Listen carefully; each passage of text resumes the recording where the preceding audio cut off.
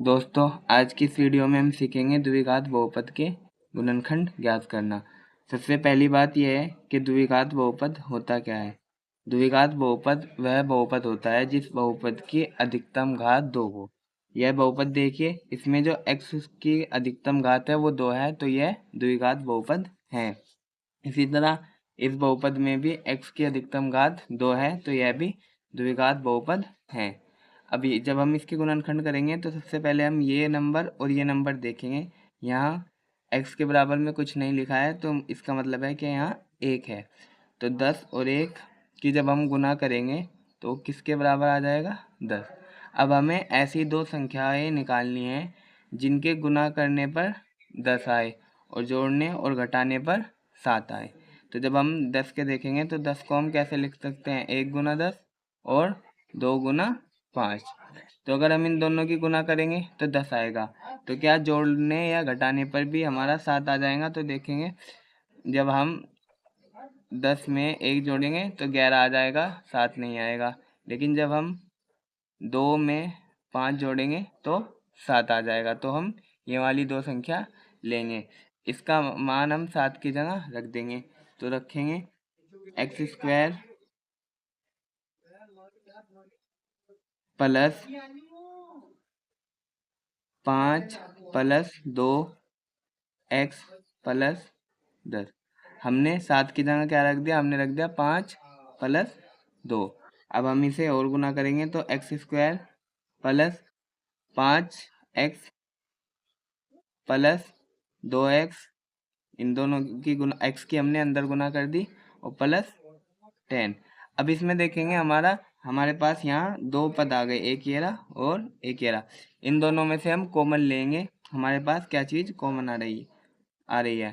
तो जब हम इन दोनों में देखेंगे तो इन दोनों में हमारे पास क्या कॉमन आ रहा है, x कॉमन आ रहा है। तो जब हम x कॉमन लेंगे तो ब्रैकेट में हमारे पास क्या बचेगा, यहाँ से एक x कॉमन आ गया, एक x अंदर बच गया, प्लस है तो प्लस, और यहाँ से 5x है, 5x हमारा बाहर आ गया तो 5 हमारा अंदर बच गया। तो ये हो गया। आगे प्लस है तो प्लस, इन दोनों में से हम क्या कॉमन लेंगे, इन दोनों में से हमारा 2 कॉमन आ रहा है। जब हम 2 कॉमन लेंगे, यहाँ 2x है, 2 कॉमन ले लिया तो x हमारा अंदर आ गया, प्लस है तो प्लस। अब 10 में से 2 हमने कॉमन ले लिया तो कितना बच जाएगा, 5, यानी 5 दूनी 10, यानी हमने 2 से भाग दे दी और यहाँ x से भाग दे दी। तो हम इसे क्या लिख सकते हैं, ये आ गया हमारे पास x प्लस 5, दोनों में कॉमन है, और फिर क्या लिखेंगे हम, x प्लस 2, x प्लस 2। तो यह हमारे इस बहुपद के गुणनखंड हो गए, यह हमारा आंसर आ गया। इसी तरह हमारे पास जो अगला क्वेश्चन है वो है x square minus 2x minus 8। अब यहाँ से 1 है और यहाँ 8 है, तो 8 और 1 की गुना करके कितना आएगा, 8। लेकिन हमें ऐसी दो संख्या निकालनी है जिनके गुना करने पर हमारा 8 आए और जोड़ने या घटाने पर 2 आए। तो हम जब 8 को लिखेंगे तो हम लिख सकते हैं 1 गुना 8 या 2 गुना 4। अब देखेंगे हम जोड़ने घटाने पर 2 आ रहा है या नहीं आ रहा है। इन दोनों में तो हमारे पास 2 नहीं आएगा, लेकिन जब हम इन दोनों को घटाएंगे, 4 माइनस 2 करेंगे तो हमारे पास 2 आ जाएगा। ये सारा काम इधर जो है ये रफ का है, रफ कार्य। ये हमें फेयर में नहीं करना, हमें फेयर में सिर्फ इधर साइड का करना है। तो हम क्या लिखेंगे यहाँ से, एक्स स्क्वायर माइनस 2 की जगह हम क्या लिख देंगे, जो 2 की जगह हम लिख देंगे 4 माइनस 2, एक्स माइनस 8 है तो माइनस 8। फिर आगे हम इसे सोल्व करेंगे तो करेंगे एक्स स्क्वायर माइनस इस एक्स के अंदर गुना कर देंगे तो 4x और माइनस 2x।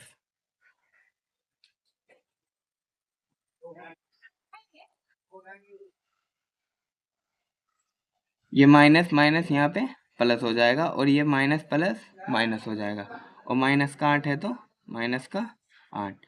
अब वही सेम चीज़ इन दोनों में से कॉमन लेंगे और इन दोनों में से कॉमन लेंगे। इन दोनों में से हमारा क्या कॉमन आ रहा है, हमारा x कॉमन आएगा। यहाँ पे एक्स स्क्वायर था, एक x हमने कॉमन ले लिया और एक अंदर बच गया, माइनस है तो माइनस। यहाँ पे 4x था, x हमने बाहर ले लिया तो अंदर क्या बच गया हमारा 4। ठीक है, इसमें यहाँ से हम प्लस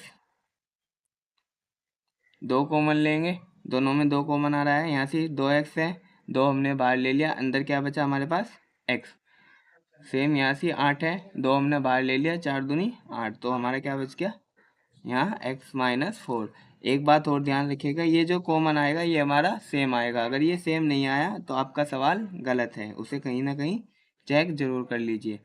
अगर ये दोनों सेम आ गया तो हमारा सवाल सही है। अब हम आगे क्या लिख सकते हैं, x minus 4 into x plus 2, ये हमारे इस बहुपद के गुणनखंड हो गए। उम्मीद करता हूँ आप लोगों को समझ में आए होंगे। इसी तरह की और वीडियो के लिए हमारे चैनल को सब्सक्राइब करें और वीडियो पसंद आई हो तो लाइक करें। धन्यवाद।